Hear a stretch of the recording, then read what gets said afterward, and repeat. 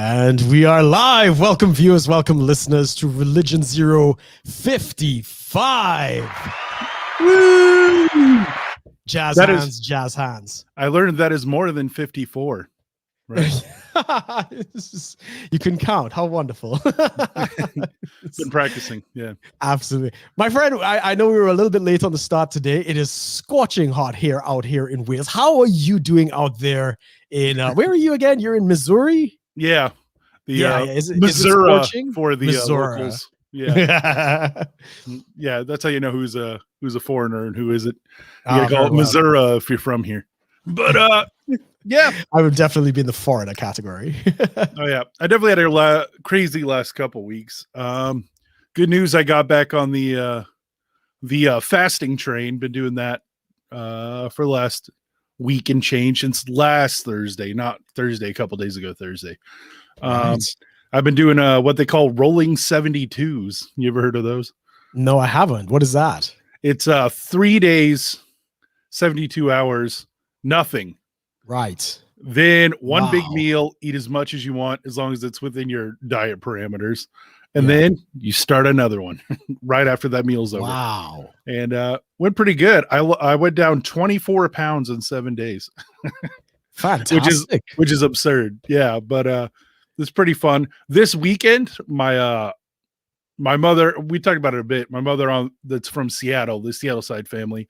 They've officially closed on their house Friday here in Kansas City. So good news. We've been kind of partying this weekend, and they got like this big 9-foot deep saltwater pool and all of this crazy stuff. It's a big fancy house. And so we've been hanging out there all weekend and doing dumb things. So fantastic.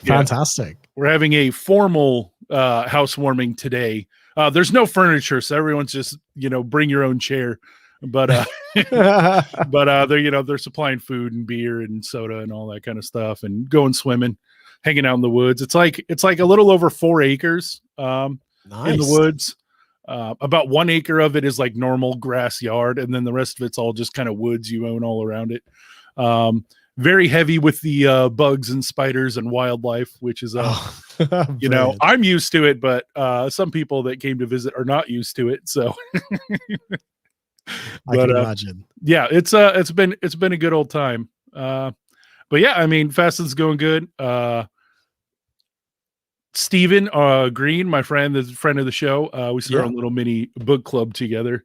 We just decided to start reading books at the same time, and we're going through The Subtle Art of Not Giving a Fuck by Mark Brilliant Manson. book. Yeah. Brilliant book. Yes. Yeah. So we went through chapter 1 last Thursday, and then we're just going to go chapter by chapter and try to, dig out all of the morsels instead of just like slamming a book, which is what I normally do, is just read it all in like 3 days and then forget half of it. Fantastic. That's good news. Good fun. Yeah. How about you, Brook? What's going on in your side of the neighborhood?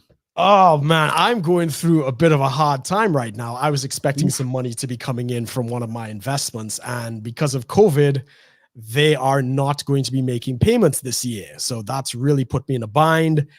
So I've got to go off and find another job to kind of supplement what I would have had coming in. So yeah, not exactly what I expected, but yeah, I got about 2 months worth of cash that I can survive on. So hopefully I could get something in that space of time. They have a lot of benefits and stuff like that out here. So there's like the job seekers allowance and other things. So I'll set all of that up, and hopefully I'll get something interesting in the space of time. So yeah, I'm not going to be able to be doing much trading and stuff, and I'm not going to be able to be involved in the charities as much, but it's going to be interesting. It's going to be one of the first jobs outside of my company that I've actually had to do out in the UK. So that's always going to be an exciting new experience. So yeah, I also got the beard trimmed up. I also colored the beard. I don't know. Let me know what you think, man. Yeah, I can tell it was a little different, but I couldn't put my finger on it. So I was like, we'll figure it out. Yeah. I somebody sent me, like, why don't you try this? So I'm experimenting with a little.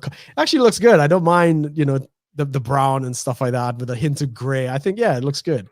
There you go. So, Maybe keep a little bit of the salt and pepper. You got to get that texturizing, right? I like the salt and pepper, man. So I'm I don't want to go like solid black like a Robert Frank, as he does it. I like a little diversity in my beard. So hopefully Hopefully that will happen. And I mean, it's hot as hell out here. Unfortunately, I have to do the show with the windows open because it's a bloody sauna. So if you start to hear cars and beeping horns in the background, I do apologize. As we just had we just got one. For example, on cue, if I close the windows in the living room to do the show, it's just going to be a sauna. I'm already kind of sweating as it is, so I do apologize to our listeners, but I'll do my best. So, fun fact on that. 2 mini fun facts. The new big house has a sauna in the basement. Oh, nice. Yeah, with the wood and the rocks and everything. And it is right next to a highway, right on the other side of the tree. So not only do you get the full nature experience, but you also get the full road and earring issues too. It's kind of funny. It's kind of like the worst of both worlds for location, which is why they got it so cheap. You get all the woodland creatures and all the highway noise. Best of both worlds, man. Yeah, you couldn't ask for more. Exactly. Oh, fantastic. Well, my friend, this is a conversation that today's topic was kind of inspired by a recommendation you had. And I kind of wanted to take it a little bit further. So we're going to be talking today about the ministry of Jesus and the many facets to his ministry and different ways of kind of approaching and understanding what it is that Christ, set out to do in his earthly ministry, and also what he set out to accomplish through his crucifixion and these other things. Now, your suggestion was, of course, that we also include some of the political stuff, because we know the present reality is everybody's trying to use Jesus as their moniker for political ends. Jesus was a communist. Jesus was a socialist. Jesus is a Republican, gun-toting, Bible belt wielding, conservative. So I figured it'd be great. Let's have a little retrospect on the ministry of Jesus, and we'll bring it into modern day and have a discussion about that. How is that sounding to you, man? I'll take it. We'll do it live. We'll do it live. Awesome. So, I mean, the first thing I wanted to kind of touch on, excuse me, is a topic that I get into trouble with very often. And I'm interested to hear your thoughts, of course, that Jesus, amongst many facets of his ministry, was in fact an Old Testament prophet. Simply for the fact that there was no New Testament at the time when Jesus, had his earthly ministry. The New Testament. And also, technically, it wasn't called the Old Testament either, was it? Right. It was just the scriptures, right? It was the Septuagint that they were using. So this is something that gets me into a lot of trouble, because the New Testament, or the New Covenant, for instance, does not actually begin without the shedding of blood. So it is at the death of Jesus that we have the shedding of blood. It is not at the birth of Jesus. So technically speaking, everything that Jesus did was under the Old Covenant. And of the many prophecies that are foretold about Jesus, Jesus is called, amongst other things, a prophet. But he's one in the capacity of the Old Covenant, right? And this gets me into trouble because everybody thinks he's a New Covenant prophet and all of these different types of things. But no, I definitely think, he is speaking kind of fire and brimstone in the language of Elijah and Zacharias and all of these Old Testament prophets. He's warning Jerusalem, like, destruction is coming, right? The fire and brimstone is coming, very much in line with kind of the Old Testament. Judgment is coming, these sorts of things. People don't seem to like that. So let me get your thoughts. Let me get your thoughts on that, and if you agree or disagree. Yeah, I mean, on the most technical sense, that's true, because Old Covenant, New Covenant, the New Covenant doesn't start till Jesus died. So his whole 33-ish years of living was Old Testament. Was Old Covenant. Yeah. And makes it very interesting when people try to quote Jesus and relate it to us, because the big cutoff, so to speak, is his death. So everything he said in his life, he alludes to New Covenant. He can allude to those kind of things, but it doesn't happen until after he dies. Or you could argue Pentecost. I've heard people argue that too. Yeah, possibly, in Acts, that's the official New Covenant, and there's that weird, couple months in between. But yeah, possible. Well, it's like 3.5 years, but yeah, that's quite possible. Oh yeah, was it 3.5 years before the? Well, it was Pentecost. Probably a couple weeks. I think it was like 50-ish days is what I heard. Yeah, something like that. everybody, the Pentecost, so they figure it's 50. So it could be literal, it could be a metaphor. Who knows? Oh, you're talking about when the temple destroyed, right? No. I was saying that there are two major events that we see further on in the book of Acts. So one is, as you say, Pentecost, where the Holy Spirit fell on the upper room. Mm-hmm. And the second one is the stoning of Stephen, because that's when the gospel being exclusively taught to the Jews, for the first time, it leaves the borders of Israel. And we get the conversion of the Apostle Paul. We get Peter speaking at the house of Cornelius. So they're kind of two events. But you're right in the sense that all of that started with the crucifixion. We get Pentecost. We get the gospel to the Jews is not completed, but their exclusivity ends at the stoning of Stephen, and it goes worldwide. We get the Apostle Paul and Barnabas to the Gentiles, and so on and so on. People don't understand those differences. Like they all think it's all the same, right? There's no difference. It kind of reminds me of a little small side item too, of like, since the death is the pivotal point, couldn't he technically have died a baby or an old man of old age, and it still would have been fulfilled? The covenant would have been fulfilled. It's a great question. And me and my friends, we've kind of done the what if scenarios. However, all of Scripture could not have been fulfilled if he died as a child. Yeah. So probably the redemption story could have been fulfilled. But because there were so many prophecies about how Jesus would die and what he would do in his ministry, and all of these signs and wonders to show that he was the Messiah, God couldn't shortchange the book, right? All those things had to be fulfilled technically before he can die. So again, God is also held to the covenant, right? Like he has to do his part. So that's the only reason he could not have died before the time period. Yeah. I guess that makes sense. And also there's the crucified prophecies and all that stuff as part of the Old Testament prophecy for the Messiah kind of thing. So you got to check those boxes too. But I mean, purely from like the atonement sense, it was just dying. Yes. Yeah. And I mean, there's a lot of questions about that. Like, could God have used anything else to do the atonement? And I mean, I don't think so. Maybe he could. I mean, God could do anything, right? It's like maybe there was an alternative plan. I don't know. Maybe there was a plan B. I doubt it, but who knows? Or is this plan B because Adam screwed up plan A? Right? Or Eve, we can blame her. Well, remember, I mean, there's a scripture that says he called them both Adam. So Adam and Eve were both called Adam. So God doesn't see a distinction. So they both screwed up. But no, it's a fascinating point on the death and whether God could have done something else. So it brings us to the passion where Jesus is in the garden, and he literally does say it, like, Father, if it be possible, take this cup from me that I don't have to go through this. But he relents and submits but not my will, but thy will be done. And I've always wondered if God could have answered that prayer if he'd stopped short. Yeah. Let me do the old age plan, please. Let me do the Yeah, definitely. So I think we agree on that in terms of and the Bible does say that he is a prophet. We see that he's constantly speaking the judgment against Jerusalem. So in his lamentation, "O Jerusalem, Jerusalem, how I've longed to gather thee, but you were not willing. You will not see me again until you say, blessed is he who comes in the name of the Lord." Is like he's speaking judgment on the nation. He's declaring it just like the Old Testament prophets, like, this is the end. I tried. I've given my all. You guys are screwed, right? That's basically what it is.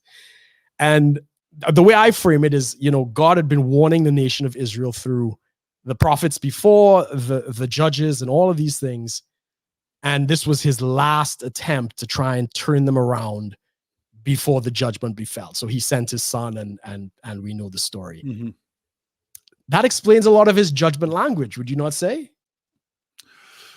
Yeah, it still gets muddy, or people at least like to make it muddy. Yeah. I actually had it wasn't really a debate, it was more of a discussion with a guy this morning, talking about stuff we talk about here, talking about like a lot of people believe in they don't call it Puritanism, but it still kind of is, where it's like because I just asked them the question of like, can you be addicted to heroin and still be a Christian and go to heaven? And he's like, yes, as long as they never do it. And I'm like, really? Okay, let's mine down this branch a little bit, trying to get to the point of it. But yeah, it was a fun conversation. But a lot of people have that weird fire, judgment, brimstone, and the losing of salvation, which is also interesting. Kind of gets tied in there because, like, as soon as you turn it back to works, how are you different than any of the other religions you criticize, right? Correct. Yeah. And I mean, I guess it's because people don't frame the ministry of Jesus within its context. They take a lot of those judgment passages out of context, and they believe that they are the subject of the topic when you're not. When Jesus says, "This generation shall not pass away until all these things are fulfilled," he is literally talking to the generation he's talking to, right? That first century Palestinian area and the Jews that he's talking to. He's not talking to us 2,000 years later.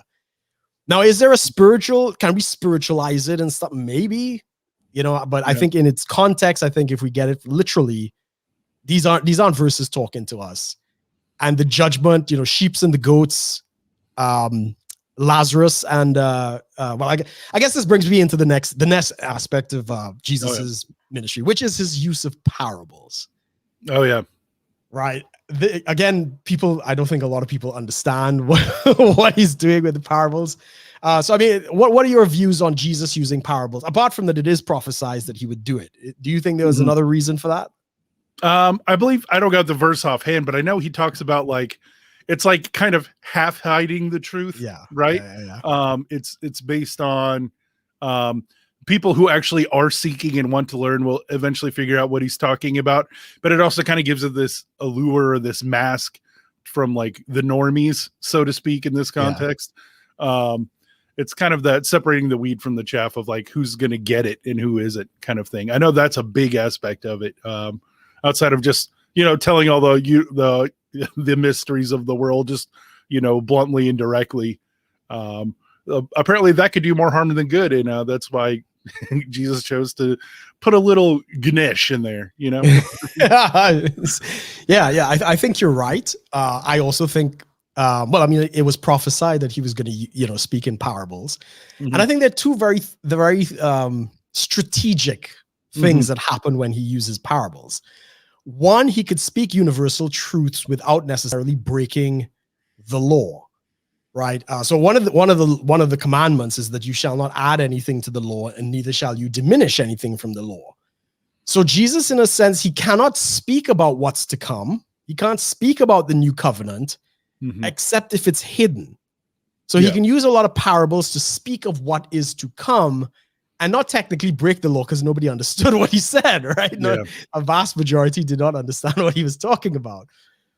So that's part of it, I think. And I think also he was very clever in holding off on the direct blasphemy. So he's speaking judgment and he's speaking condemnation against the religious leaders. So I mean, a very common one, just getting stoned right off the bat, without without being stoned straight up, right? So a very controversial one of these, of course, is the parable of Lazarus. The Lazarus and the rich man. And we know the story. They both die. One ends up in the bosom of Abraham. The rich man ends up in a place of fiery torment. And there is evidence to suggest that the rich man, we actually can identify who it is, right? So like Abraham from across the thing speaks about, well, yes, you've got 5 brothers, they talked about how he's clothed in gold and purple. All of these things, a lot of that could be the high priest of Israel. It could be the high priest because he comes from the lineage of the tribe of Levi. Who was it? Leah had the 5 children, the 5 children. So that's his 5 brothers. The purple and the gold is royalty and divinity. So there's evidence to suggest that the rich man in this parable is actually either the Levites, like the religious sect, is being punished, or it could be narrowed down to the high priest, because we know historically from Josephus, he literally did have 5 brothers, right? So there is evidence. So again, if he's speaking against the temple, that's stoning offense, right? That's blasphemy. You're going to be stoned to death. But if he hides it in a story, you kind of skirted it. What do you think on that? What do you think on that? It kind of reminds me of like, if you want to criticize the Pope in the 14th or 15th century, you got to like use allegories and use stories and all of this kind of stuff. Or even when what was it, Samuel that criticized David, he had to give him a little story first, you know, for him to get to the point of, this is you effing up, right? Yeah. The story of the man with the lamb. Yeah. But yeah, in general, it's good to not go all in on the first poker hand. If you want to play the game out and actually get your message out, I understand that. You know, the strategy of it is, you know, you don't want to show your cards right away because you're probably going to end up losing in the name of like honesty and integrity. Yeah. Even though that sounds weird, but I mean, it is what it is, right? Yeah, exactly. So yeah, I mean, I think the parables are very interesting. I think they have to be seen in context. And I'm not saying, even though you get the historical context, I'm not saying God is infinite. God could speak to you through any passage. So he could take a passage out of the Old Testament and from inspiration of the Holy Spirit speak to you, right? But that's a higher level. That's a higher level of revelation. Just in its context, if you're trying to understand these stories, bear in mind he's talking to first century Jews under the Old Covenant. He's basically trying to offstay his persecution until, you know, all things are fulfilled. And that kind of plays in to the role. Mm-hmm. And I mean, with parables, there's some that some people are still confused on, right? Even 2,000 years later. One of my favorite ones that I think we probably brought up in the show is the parable of the shrewd manager. And if you read it at face value, it basically, God blesses you for stealing from your boss. Yeah. Even that one was really, it stumped me as well. So basically the story is there's a rich man, there's a servant, and what is it? He's like managing the money of the rich man. He's like the accountant for the rich guy, you know? Right. So he knows who owes the rich man all his money and stuff like that. And anyway, he realizes that he's going to be let go by the rich man. So as an act to try and gain favor with some of his business partners, hoping that they will take him in, he reduces the amount of what people owe the rich man. And so if somebody owed him like 100 bags of wheat, he'd be like, all right, just put it down for 80. So he's giving them savings in the hopes that when he gets let go, one of these people will have a better job. He'll have a job and not be on the street. A job. Yeah. And for some reason, the rich man, who's basically been robbed, right? Yeah. He applauds him for his conniving ways. Yeah. And it goes on to say that, you know, the children of darkness are better at handling money than the children of light. That's shocking. Yeah. The good guy is the one that stole from his boss for his own selfish gain. Yeah. Essentially is what it was. Yeah. I mean, just personally on a kind of a side, it looks like God is a little bit in line with people who are very shrewd. And a good example of that, of course, is Jacob. Mm-hmm. Jacob, you know, betwixt his brother to steal the inheritance.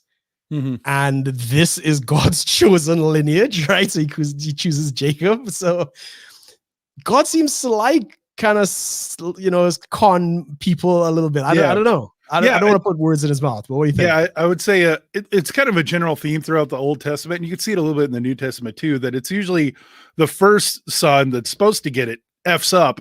And then the second son through alternative means ends up keeping it going. Right. Yeah. And so even though it's all big on, you know, the first son is supposed to be the lineage and all that stuff, time and time again, you see stories of the first time they try to do it the right way, something bad happens or someone screws it up or something like that. And then you have to do plan B. Right. Yeah. And it happens over and over and over again. And like just what we were talking about before, like Jesus is kind of the plan B from Adam, right? Yeah, possibly. Yeah. Although technically he's the plan A because he was slain before the foundations of the world. But yes, I understand the point in the general concept. Yeah, we had one covenant effed it up. Okay, we got all these Band-Aid patches covenants. Are like, okay, now Jesus is like, okay, here's the new covenant. We're done. Yeah. I altered the deal. Pray do not alter it further, as Darth Vader says. Yeah, that's it. Hey, crazy hand. Yeah, I am a Trini. That's true. You could probably hear it in my voice. Yeah. So another aspect that I also get persecuted for, and I've written an article. I have to go and find it. It's a story about a couple of friends in the U.S. visiting me in Trinidad, and we ended up in a brothel. And anyway, I didn't partake. My friends did, but I basically wanted to spend time with them and stuff like that. And it led me into a very controversial time in my ministry, where a lot of the religious couldn't understand it. And one of these, religious preachers got up on the pulpit and said, love is a lot of things, but it doesn't look sinful. And my response to that is, no, damn right, love does look exceedingly sinful, right? Because the greatest expression of love is Christ on the cross dying as a blasphemer, cursed of God, right? It looks like this is the judgment of God. And the aspect that I'm talking to is Jesus Christ is a friend of sinners. So an example that I bring up quite often with people is, if you want to know if you're a true Christian, how many of your friends are not religious? Like, how many are you friendly, just love people where they're at? I'm not saying that everybody has, sinners have to be your only friends or your best friends. I'm just saying you're not supposed to be pulled away from these people just because of their lifestyle. You're supposed to still be loving. You're supposed to still be sharing with them. So Jesus Christ, friend of sinners, very offensive to the religious. What say you, CONK? Oh, yeah. Hung out with prostitutes and tax collectors, which were the bad guys back then. Scum. Yeah.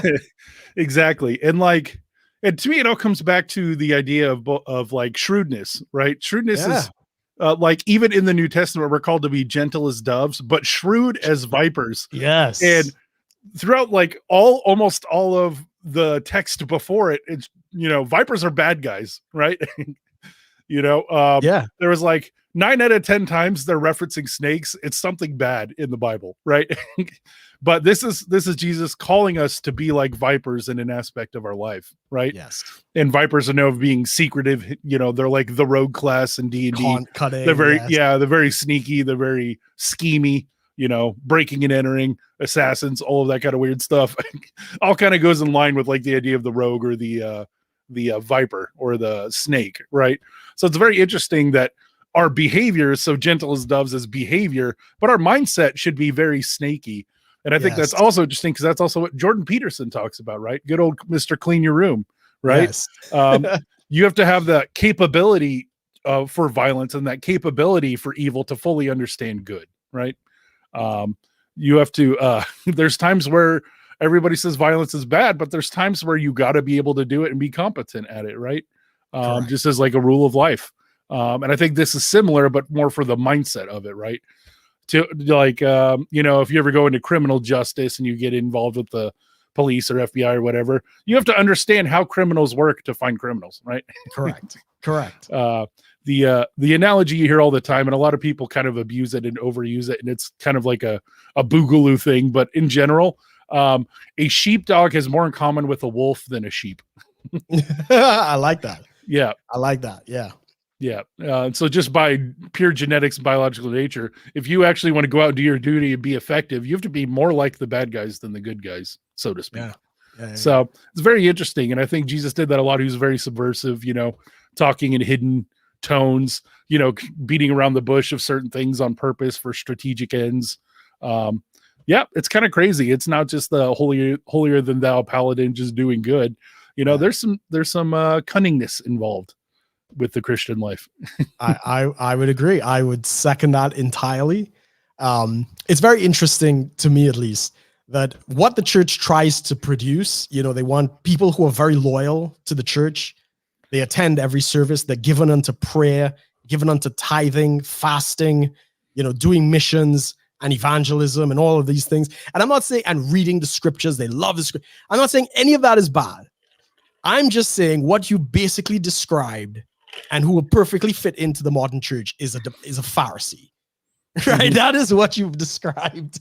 Yeah. Most of the church behavior that they esteem is exactly what Jesus spoke against, the judgment of these people who they just love the ritual. I'm not saying these people don't love Jesus. It's just love tends to be willing to get dirty, right? Jesus was willing to be numbered amongst the sinners. The greatest story that actually I shared this very recently with a friend of mine who was we have a mutual friend who I used to do ministry with, and this mutual friend of ours, he and I kind of parted ways over an issue of doctrine. And he was very, he wants to preserve his ministry, his legacy, his ministry reputation, whatever that is. And everybody was kind of like, but these were your friends, right? Like, you were working ministry with your friends. Why are you gonna throw them kind of under the bus for the sake of whatever ministry integrity you think you have? And the story that I give is the story of Zacharias. Jesus is in a crowd. Sorry, Zacchaeus, my mistake. Jesus is in a crowd, and Zacchaeus, who is a tax collector, scum, right? Mhm. He's a Jew collecting money from his own people to give to the Roman Empire. Who are the scum. bad guys, according to he a lot is, of Jews back then. He is worse than a Gentile. He's worse than a dog. Zacchaeus climbs up a tree, and Jesus, no concern for his ministry reputation, screams across the crowd to Zacchaeus publicly and says, Zacchaeus, I'm going to dine in your house tonight. And that would basically be like saying, I'm going to be having dinner tonight with Adolf Hitler. Right? Yeah. That's kind of the mindset. I got a coffee date with Osama bin Laden. We got to wrap this up. Yeah. That's this is the level that if you want to give like a shock value to what that scene does. And it says so in the scriptures that people were murmuring like, this man is going to be having dinner with a man who's a sinner and all this good stuff.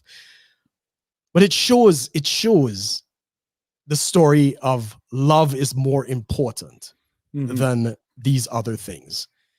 It was encapsulated, of course, in the story of the Good Samaritan. So, merchant goes into town, get beaten, left in the street. And what most people forget about that story, the Levi and the priest that saw him and walked and crossed the road, those people did what was scripturally correct. They did the doctrinal thing, which was not to touch anything unclean, right? This is the priest and the Levi. They abstained. They did what was scripture demanded. But the Samaritan saw a man. The Samaritan saw a human being in need. And we know the story, he takes him in, cares for his wounds, patches him up. And Jesus speaks this against the high priest and basically says, you need to learn what this parable is about. And that's what we miss. We're so busy being scriptural that we forget to love our fellow man. Exactly. Yeah. Yeah. What are your thoughts on that? Yeah, that's a huge thing for me too. I always just call it Puritanism, when we do it on the show and stuff, even though they weren't literally Puritans, because that's, 1,000 years and change later, but it's all the same mindset. It's legalism, right? Yeah. Jesus fulfilled the law, but sometimes we like laws anyway, just in case. It's very, very true. Yeah. Anytime you could put any kind of behavior or lifestyle modifier on someone's salvation, you're already wrong. Right. And that's probably one of the things that grinds my gears the most is saying like, I was just talking about somebody literally this morning was saying like, yeah, someone in addiction can be a Christian as long as they stop doing it.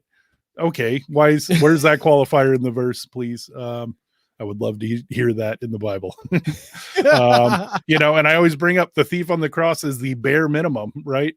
Yes. They didn't ask him his eschatology. They didn't ask him his addictions or his relationship lifestyle, or if he spoke in tongues, if he's Calvinist or Arminian. None of that mattered. None of that mattered, right? It's all hoopla extras that people like to throw on. But the thief on the cross, none of those things applied, and Jesus promised him paradise. And then you always hear people like, well, maybe paradise doesn't technically mean heaven. It could be blah, blah, blah, blah, blah. And like, okay, good luck on that. Try to exegetical that out of there. But yeah, it's nonsense. It's probably the most common. I don't know if we could put blasphemy on it. Just the first word that comes to mind. It's the most common. Yeah. It's the most common stupid thing I hear is that so salvation is through grace alone and not works, except for these 5 that I hate. Yeah, exactly. Jesus warned about it. Beware the leaven of the Pharisee, which was that kind of hypocrisy that you're putting rules on things that don't need rules, and you yourself don't live up to it. So, very, very good point. Very good point on that. One more that I'll touch on in the old, and then we'll kind of bring it forward into more modern times, is the concept that Jesus Christ is true Israel. Now, this is going to get me stoned. Well, stoned to death, I mean. The other ones were just a maiming. Yeah, exactly. This is shit that'll get you basically, stoned to death, right? And now this is not an anti-Semitic anything before anybody accuses me of anything. This is actually what the book of Matthew reiterates over and over again. So we all know the story of the ancient Hebrews. You know, they came from the line of Jacob. You know, they went into captivity in Egypt. God delivered them by Moses. They passed through the Red Sea, 40 years in the wilderness. Moses gives the law. They enter the promised land, right? Quick summary, right? For those who didn't read the Cliff Notes. So they enter into covenant with God. They keep screwing up. God has to constantly correct them. Old covenant justice is there is forgiveness in the old covenant, but you still get punished, right? So old covenant, very simple. Do good, get good. Do bad, get punished. You can be forgiven, but you still have to be punished. The example of that, of course, David and Bathsheba. They have a child. David kills her husband. The prophet, I think it was Nathan, comes and shares the story you talked about, the man with the lamb, and basically says, David, this is you. The lamentation comes out from David, God, against you and you only have I sinned. You are forgiven, but the child dies. Old covenant forgiveness, right? Got to balance the scales. God doesn't particularly like this relationship. So he decides to do something completely radical, completely off the chain. He decides that he's going to step into their side of the covenant. So there's God and the nation of Israel. He decided, look, these people are hopeless. They really can't keep up with this. So here what? I am going to take on their responsibility and I'm going to do it. I'm going to fulfill it on behalf of them all. So when you read the book of Matthew, we find out that, again, Jesus is called out of Egypt, just like the nation of Israel, right? There was a census from Herod. They fled into Egypt. Jesus is called out of Egypt. He's baptized in the Jordan, just like the parting of the Red Sea. He's baptized and, the heavens open and so forth. 40 days and 40 nights in the wilderness, paralleling the 40 years that Israel was in the wilderness. And then we see the Sermon on the Mount, which is basically an analogy of Jesus giving the law back to the nation of Israel, just as Moses had given the law. And all throughout the book of Matthew, before somebody screams and comes at my door screaming, give us the monster with pitchforks and torches, the Matthew is constantly saying, he's pointing to these Old Testament scriptures, like Hosea 11:1. When Israel was a child, I called her out of Egypt. At the time that Hosea wrote that, it was talking about natural Israel. It was talking about the ancient Hebrews. But Matthew says, no. The true fulfillment of this is Jesus Christ coming out of Egypt. And he's pulling all of these parallels, saying, no.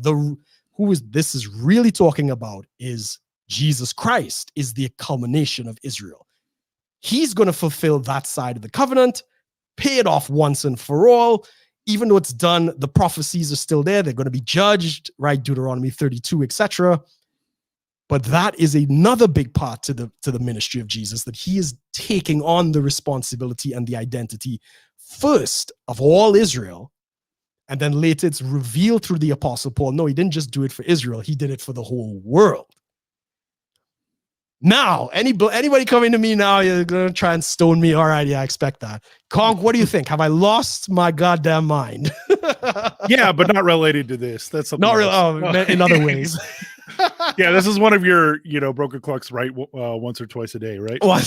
We'll give you this one that it just happens to be right. I mean, me personally, I'm not big, like my specialty is not Old Testament prophecy and fulfillments and all that.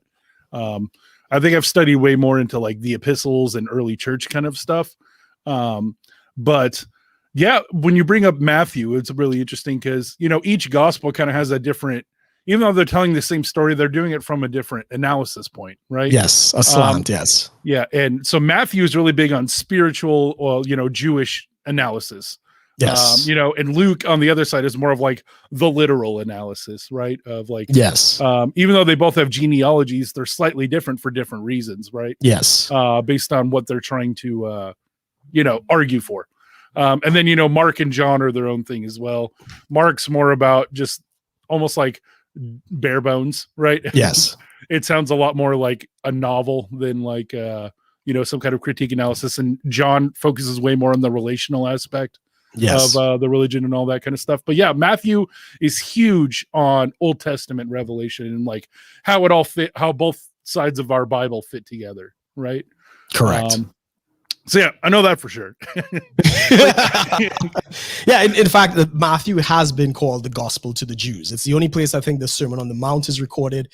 So there's a lot of paralleling back to the Old Testament. And you read the first few chapters of Matthew, you'll see it, where he said, again, he's always comparing and saying this was written or this was done so that this scripture could be fulfilled.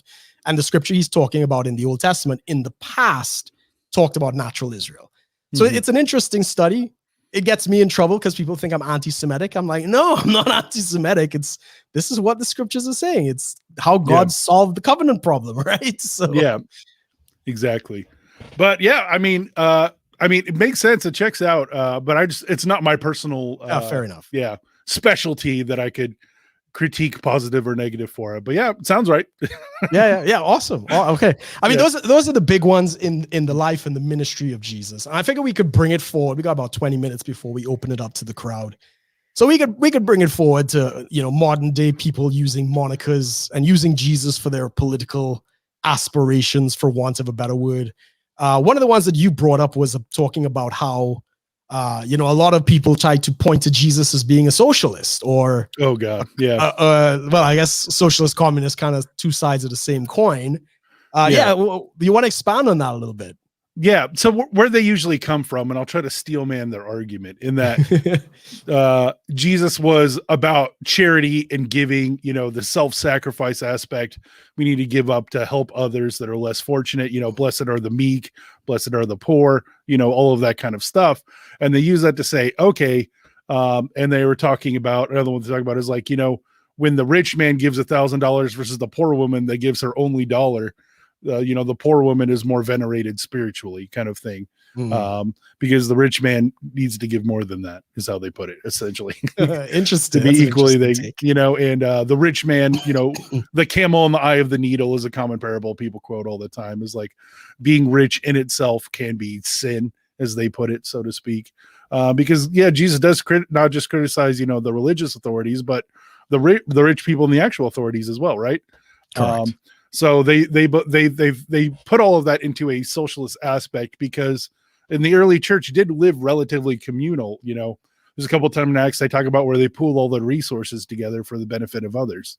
But that all makes sense if you only take socialism at face value, that it's just to help the poor.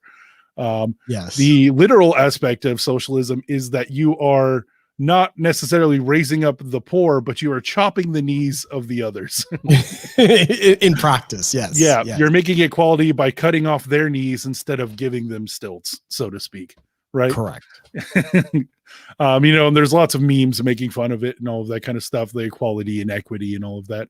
But I mean, the specifically the New Testament is very clear. You're supposed to be a cheerful giver and not out of compulsion.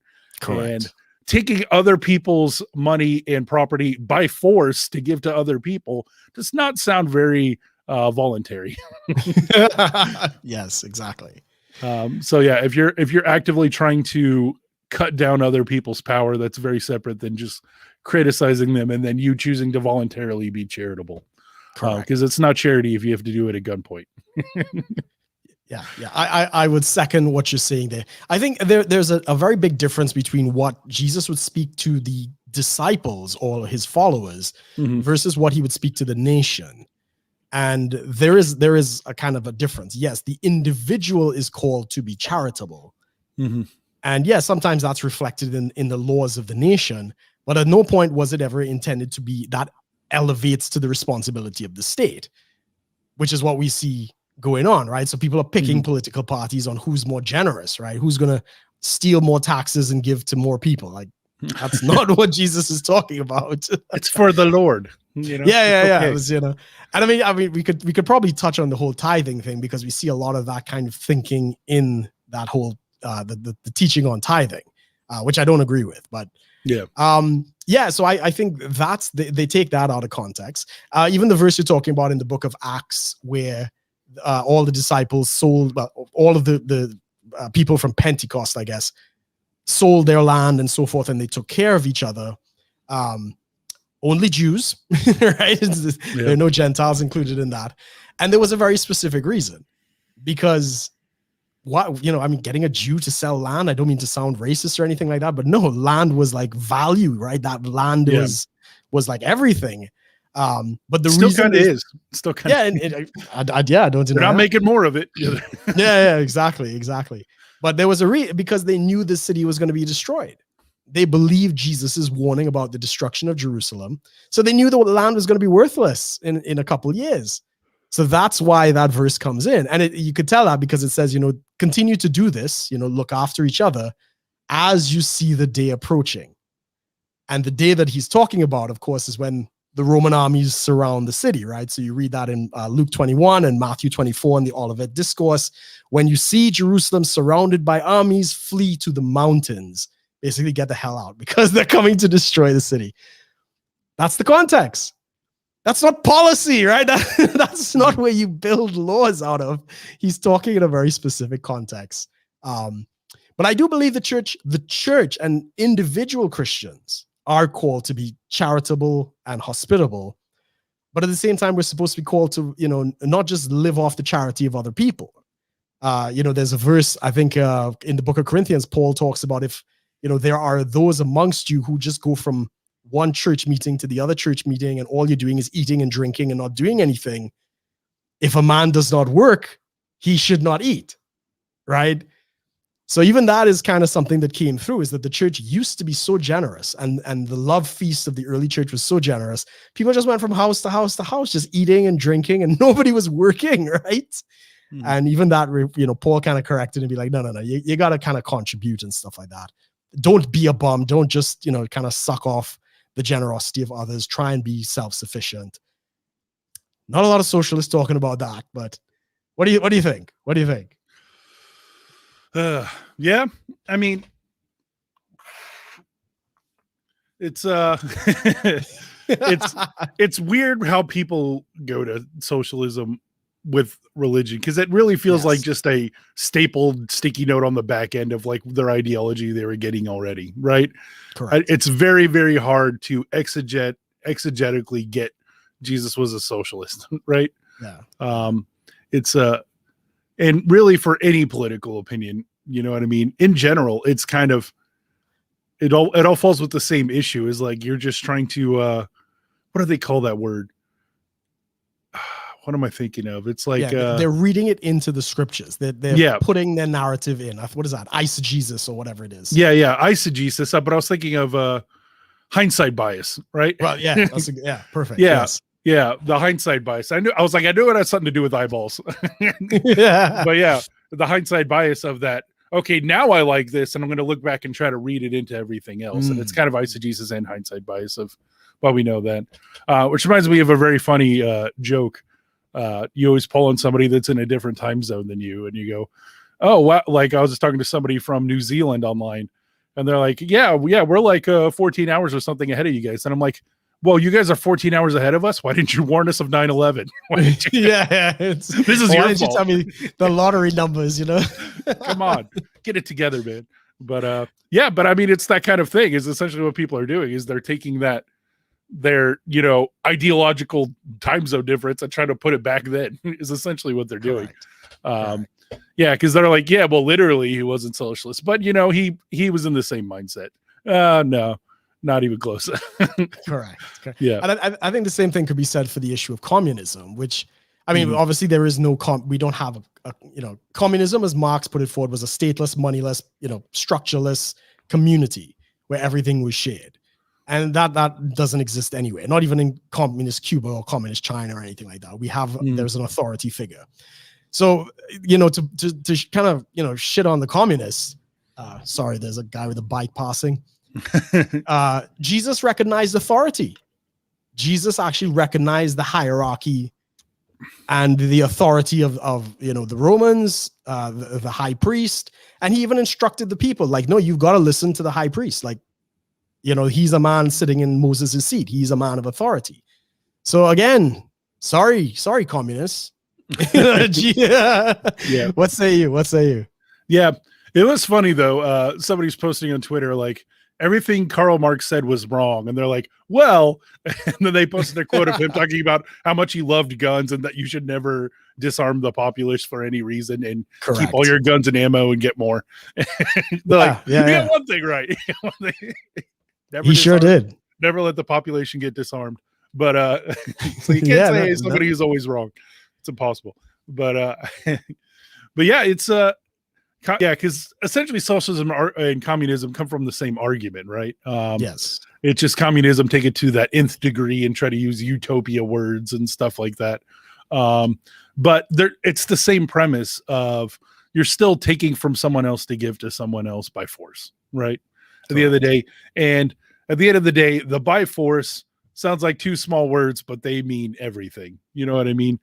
The act that you have to do that, and this is a common thing I ask, people that believe in communism is like, okay, and you're describing your communist utopia. All right, somebody's baking bread, somebody's the janitor, someone's the doctor, and I'm like, okay, what if I'm the bread baker, and today I just decide not to work? What happens?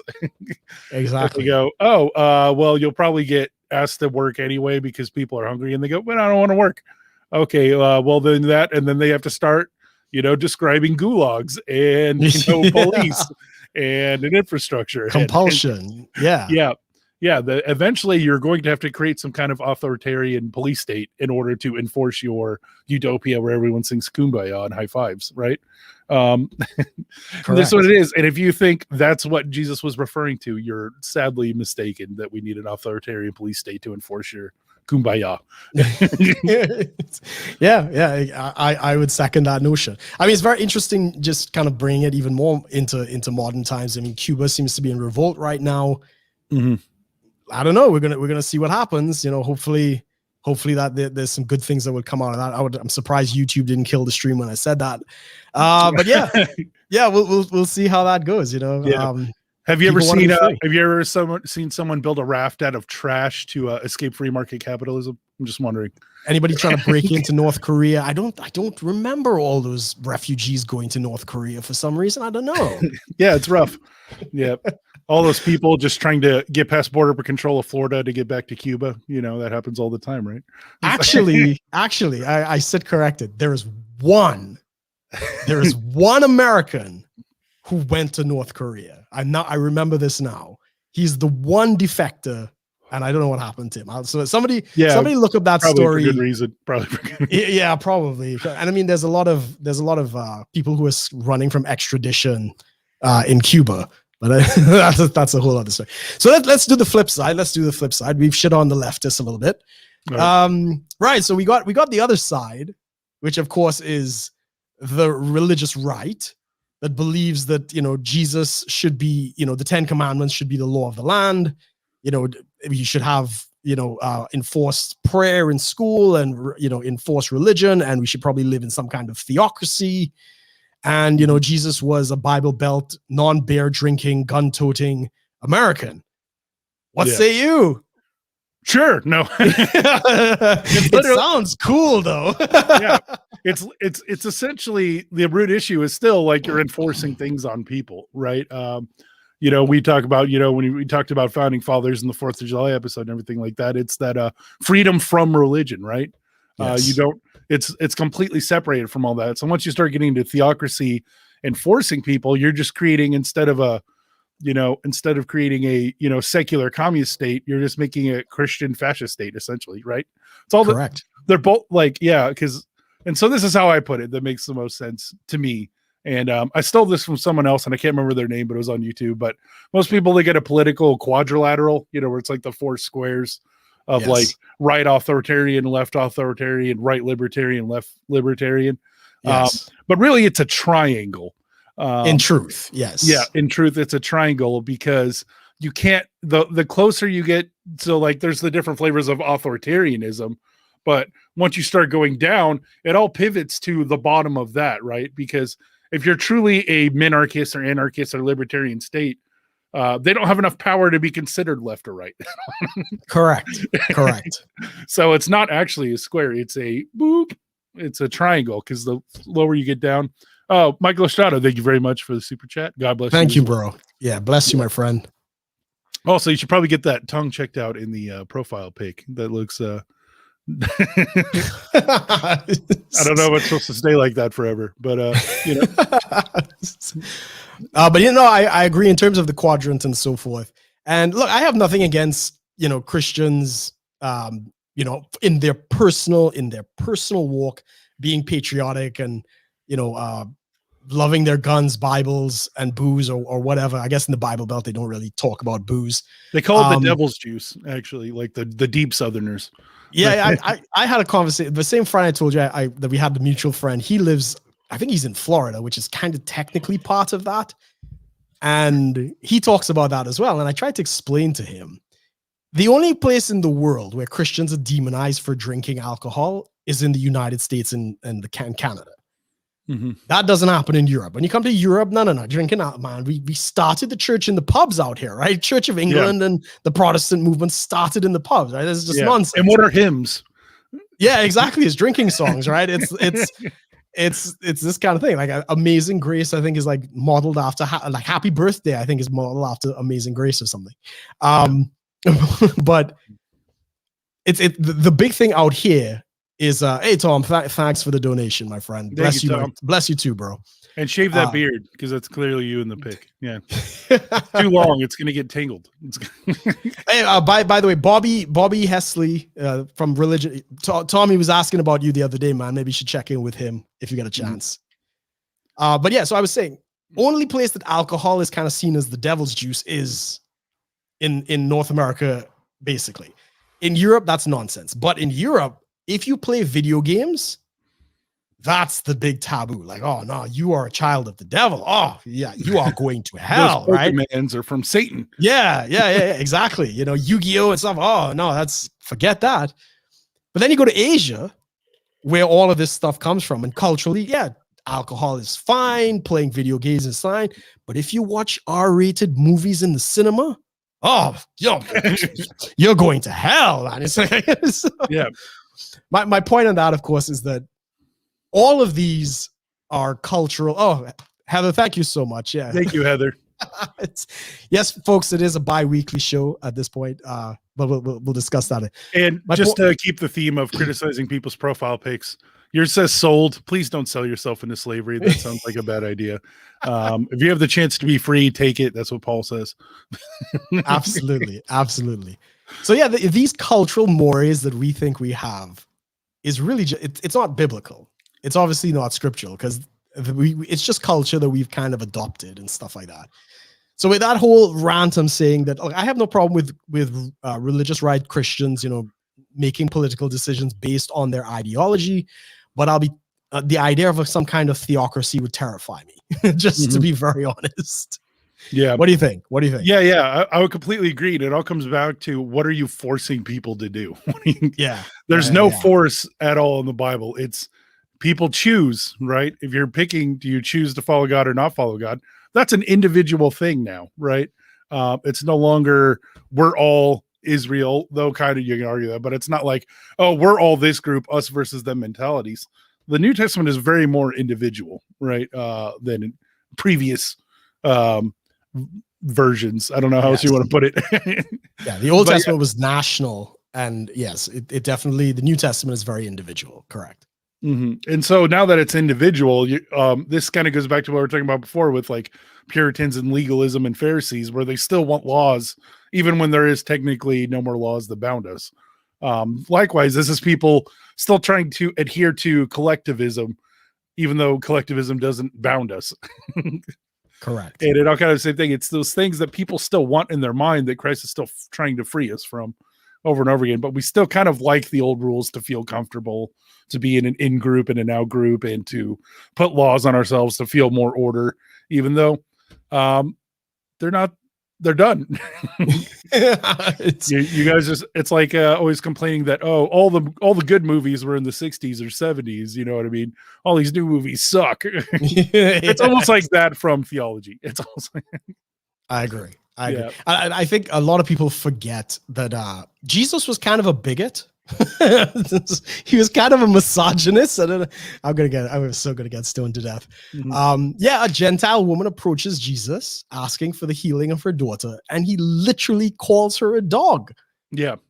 Right? Like, where's the theology on that? Like, now again, for people who don't know the context, she is a Gentile. She was not entitled to any promises. So the Jews used to look down on the Gentiles, and it seems culturally Jesus kind of stuck with that until she persisted, and he complimented her eventually that, you know, she had great faith. But yeah, he called the woman a dog, right? He called her a bitch. I'm sure they didn't want to translate it like that. Where's the theology for that? Like, what are we going to do with that sort of thing? Exactly. I also love just talking about in general theologies that people try to ignore.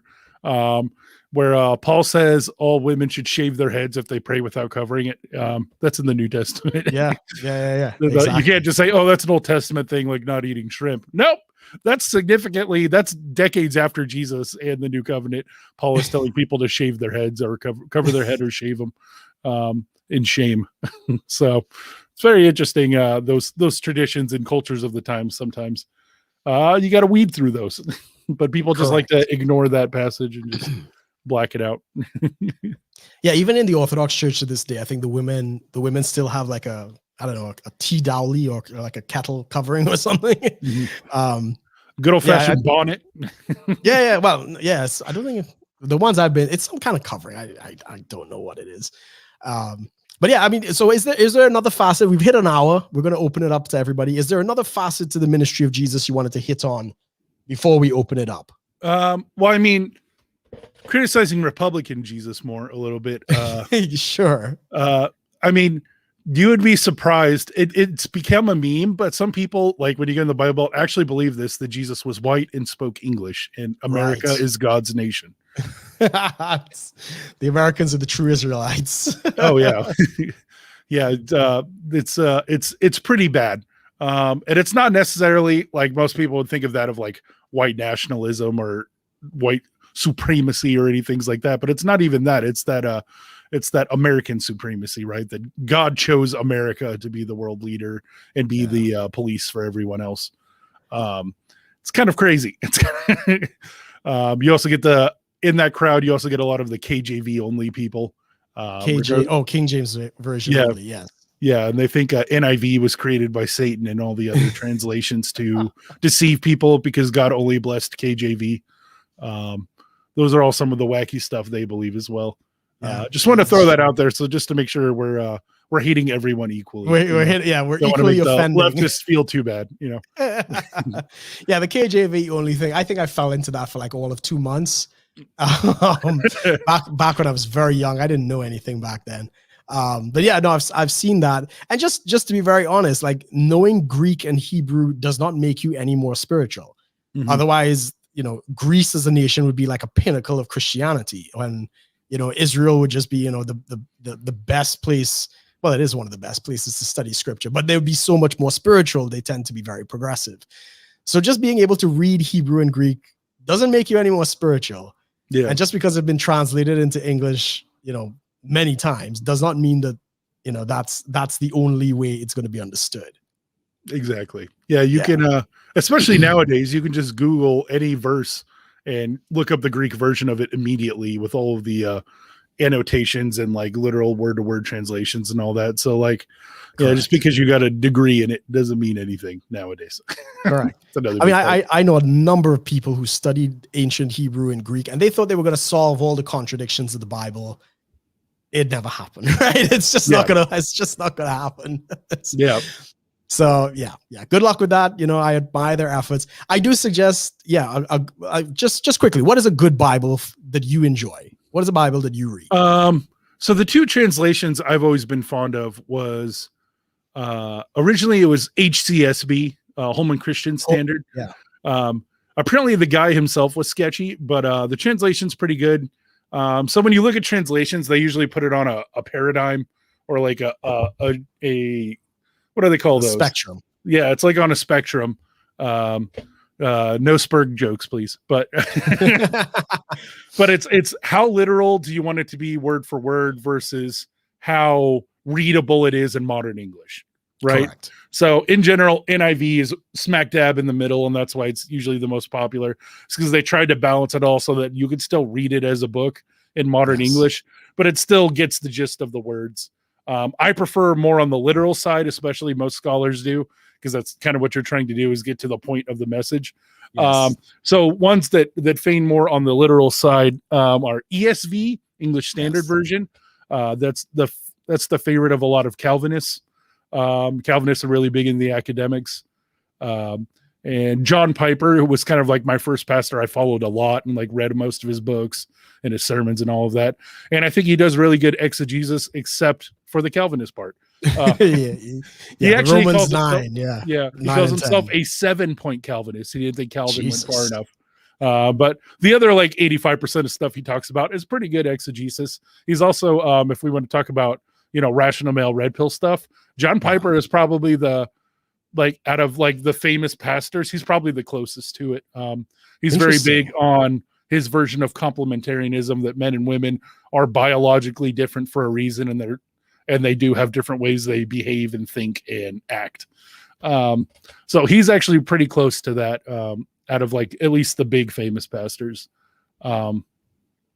Was one other thing. Oh yeah, Holman Christian Standard. It's slightly less literal than ESV if you want to look at your spectrum. But HCSB was also very big on making like those big, huge study Bibles. So everything's covered in annotations and footnotes and references to other verses and all of that. It's very hard to find an HCSB that doesn't have all of that. He was really big into making sure everything connected. So that was my original like big Bible that I destroyed and kept for years. And then now I use a ESV like phone app. But like 99% of the verses, they're not going to change much, but that 1% that everybody hotly debates on, based on different translations, is really what you got to worry about. But I mean, for 99% of Bible reading, you can pretty much use anything. I think, hey, we got Tormund. Hey, Tormund, this is a gentleman. He was with me and the crew in Norway when we did our sermons out there. Good for you to join us, bro. I would second, I do like the King James. I just think because culturally, if you read that, you understand a lot about the Protestant movement and stuff like that. I also, for study, I use the Young's literal translation, which is, again, kind of useful if I don't have a parallel account, like one that gives me the automatic Greek and Hebrew. So I used to have a fantastic, I think, New King James with the keywords in Greek and Hebrew, so you could kind of go and look it up. That was probably my best Bible, but somebody stole that. I don't know where that ended. Hey, it's a good thing to steal, right? Yeah. So well, maybe they could eventually be redeemed. Maybe. I'll take it. Yeah, I'll take it take it on the chin, as they say. Another interesting translation. I was just looking for his name. Is David Bentley Hart, who is a scholar out of, I think, Oxford. He's done a translation of the New Testament. He is an Orthodox theologian, very big on universalism. He is the author of the book that All Shall Be Saved. Very academic. Like if you watch his lectures and stuff like that, it's like just big words for big words reasons, right? You really got to follow what the guy's saying. But the man is brilliant. The man is absolutely brilliant. He did a New Testament translation that I've been quite enjoying. And for shits and giggles, I enjoy the Message Bible, which is really, really dopey. It's very modern. Who is this? France Dutoit, I think, is the guy who translated it. It's fun. It's a fun translation. It's again, it's not a literal. It's on the other side of the spectrum where very far. It's like at the tipping point of that where you're just trying to get the concepts across. And some of it is it's very light humored and stuff like that. I don't think you're going to get really deep with the Message Bible. But it is a fun translation. Yeah, I thought maybe I'm thinking of a different message. I thought it was a guy named Eugene Peterson. Is that the same one we're talking about? Wrong. Francois Dutoit did there is another. Dutoit did a translation. I might have that wrong. I think it was like the Love translation or the Bliss translation or something. But it's like similar that. to the Message, where it's similar like, to the Message. It's it's literally what does that author feel like it's trying to say, right? Yes. It's very modern. It's actually sometimes even hard to find like translation to translation comparison, because I think with the Message and Eugene Peterson, he would take like a paragraph and like summarize it there. So sometimes the verses don't even line up fully correctly. But yeah, Peterson's interesting because when we're talking about the Republican Bible Belt, they hate him because it's not literal enough, right? He's like the devil trying to deceive people. And I kind of like half believe that. Like, I didn't look into it at all, but I'm like, yeah, the message seems done. It has nothing to do with the Bible. It's just some guys like an entire 66 book footnote. You know what I mean? Yes. But in college, we actually studied some of his sermons and other books he wrote, and he's pretty fucking hardcore, right? Because the message is always like propagandized as like lovey-dovey, blah blah blah, like the shack and all of that kind of stuff. They all kind of get put in the same thing. But Eugene Peterson's pretty hardcore when you hear his actual sermons. So it eased the tinge of it. I still haven't really read the message myself. Just random, tidbits here and there. But yeah, it's definitely eased the of it once you realize who wrote it, kind of thing. And he's pretty decent. I'll definitely double check on that. I put the StreamYard link in the chat if anybody wants to join us. I see, yeah, Tom, no problem. You don't need to join us today. That's fine. On this, while we're on the subject of Bibles, is there any other book that you think people should read to help them understand the scriptures? There's a very good one, and it's not necessarily like a book written by an author. It's a collection called The Early Christians in Their Own Words, I think is what it's called. And it's huge. It looks like a freaking concordance, you know what I mean? Or one of those big study help books. But it's like people like Augustine, Tertullian, all of those early church fathers. And it's literally just verbatim those words. Sometimes they'll have footnotes or little things on the side from the author. But it's like 99% just finding all of the collections, post Revelation and all that stuff of writing. So, early first couple hundred years of the church, what were all of the pastors saying then, kind of thing. So it's good to, add context and see where people who had the epistles went from there, kind of thing. Early church, even before we declared, a pope or everything. A lot of them were still writing when we were still being persecuted and getting killed and stuff. So it's pretty interesting to read, just to see where the thoughts of the early church were progressing after the Bible was done, post 90 AD or whatever. Yeah. I think we actually have Heather in the back. Heather's coming in. Let's get Heather in there. How you doing, Heather? Hi guys, how you doing? Doing well. Getting by. I totally just called in so that I could give you stick about not giving a fair bit of hassle to the conservative side. but you started to redeem yourself before you even put the link in. So I was like, we caught it. Oh well. But I'm glad you're at least doing the bi-weekly shows. I miss it when you're not on. But I understand that it can be a bit of a grind to try and manage all of this, and you guys have to pay your bills and stuff too. So.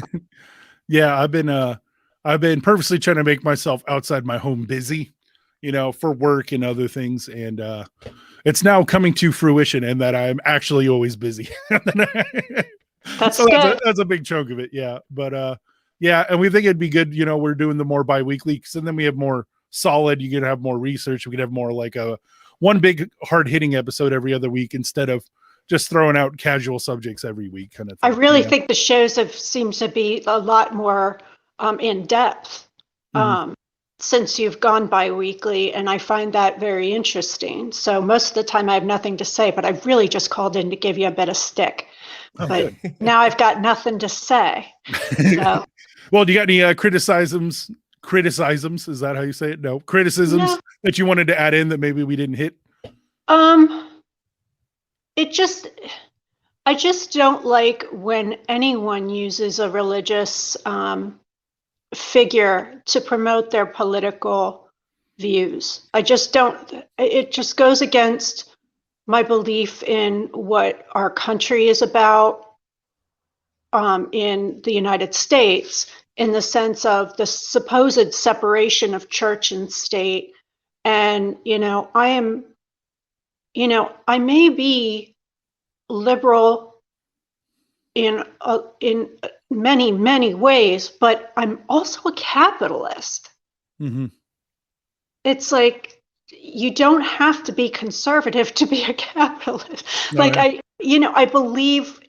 believe it works. And I mean, it's not perfect. And there's lots of things that I see from my central religious and financial thoughts of things, that I'm like, well, that it would be more helpful if we could do it this way. And, I don't see it being such a bad thing because somebody says do it that way, So it just gets a little confusing for me because I think people try to, I don't know, it just seems like they're trying to use it in a way of propaganda. Yes. And stuff. And there's something I was I was listening on YouTube recently. There's this program where they talk about multi-level marketing scams and stuff like that. And one of the things, I haven't listened to it yet, it's about the Latter-day Saints. Ooh, yeah. And their connection to the multi-level marketing type thing. And there's been some ties to that, some various things I've listened to where it's like a cult-like kind of thing to get people involved and stuff. And so what I'll do is I'll send you a message through Facebook Messenger with the link or something to the program that I'm thinking about in case you're interested in delving into something like that. I don't want to take up more time on your program with that, but it's lovely. It's lovely being able to listen to you, even if it's only bi-weekly. At least it's thorough and highly enjoyable. Thank you so much. Thank you very much, Heather. Thank you, Heather. Thanks for joining us. Take care. Thank you. But yeah, the LDS Church. Awesome. You did a whole episode with our friend Rob, didn't you, on LDS? Yeah, and we got a bit into this, but not super heavy. We were talking more about the average American Mormon life. You know what I mean? We didn't get into the big stuff of I think we did a little, but not enough of the difference between what a Mormon the person and a Mormon the institution. Mormon the institution has a lot more in common with Scientology than it does Christianity. We can get really big into that later, but you got the whole idea of follow the money. You'll see the institution of LDS is a lot like Scientology, but for corporation instead of Hollywood. Indeed. Yeah, indeed. It's pretty deep. Maybe at some point we could have Rob on the show and we can, get a deep dive into some of those things. I think that'd be an interesting discussion as well. Mm-hmm. Yeah, that'd be sick. Well, yeah, I think we've kind of hit all the nails into the coffin. What do you think? Anything you wanted to add? Let's do some final thoughts. This was a good show. I actually enjoyed this a lot. Yeah. Oh yeah, it was fun. Indeed. Got to talk about some of my favorite things. Yeah, final thoughts. Final thoughts. I mean, I think it all kind of comes down to when we're talking specifically about the ministry of Jesus and how people use it. Yeah. It all comes down to what we were talking before of exegesis versus eisegesis, right? Yeah. Exegesis is you read the text and try to get directly from the text first. Eisegesis is you have an idea and then you look into the text for your idea, right? Yeah. Is the most layman's way to put the terms. But yeah, you always start with exegesis. Even and we know we've talked about that sometimes we disagree with sola scriptura and all of that kind of stuff, that the Holy Spirit and other parts of more are involved. But the Bible's still important, whether we make it, the inerrant, infallible thing that some people claim it is. But I mean, that's what we got. You know what I mean? Yes. That's what we got. So start there and then work your way up from there. Make sure you're always trying to go in at least with some kind of unbiased blank slate before you start wanting to put in your little special spins, right? Know what it's saying before you want it to know before you know what you want it to say. Yes. Yeah. I like that. Sorry, I didn't mean to cut you off. I don't know if you'd. Oh no, I think that's to me, that's the final thoughts. If you had to take one big point home, learn more about exegesis and practice that before you start deciding what Jesus was all about, right? Yeah. I will second that. The scriptures are very, very important. I'm not sola scriptura, I'm prima scriptura. So it's the primary source that we get information about the life of Jesus and the early church and other things. but yeah, I think if, for instance, you talked about reading some of the early church fathers and stuff like that. Mhm. I think that's useful, right? You don't put it at the same level of scripture, but yeah, it's good insight. Mhm. Even some of the apocrypha writings, even though it's not included, at some point, some of them were. Some of those were really kind of considered inspired. I Mhm. wouldn't pull doctrine from them. I wouldn't, put great weight into them, but it's a good thought exercise. But yeah, as we're saying, there are many facets that we didn't even get into the modern post-crucifixion aspects to the life of Jesus as the last Adam, and the restorative work and stuff like that. People have written entire libraries on the life of Jesus. There's no way that we're going to be able to cover everything, but it's a fascinating story. I'm glad we got to share some somewhat unique perspectives. Not everybody shares our views, obviously. But yeah, people always be interested. Don't ever stop asking questions and trying to find out more. I think that's a good way to go. It's a good way to go. Sweet. I concur. So with that said, we are back on CONK's channel, not next week, but the week after that, which what is that? The last week in the month? That would be first of August. 1st of August. Yes. So 1st of August, back on CONK's channel. Check out the playlist. We'll add it once it's in. And any final words? No, I think we're good. I think we're good. So, ladies and gentlemen, thanks for watching. We will see you all in 2 weeks. Take care, everyone. Peace.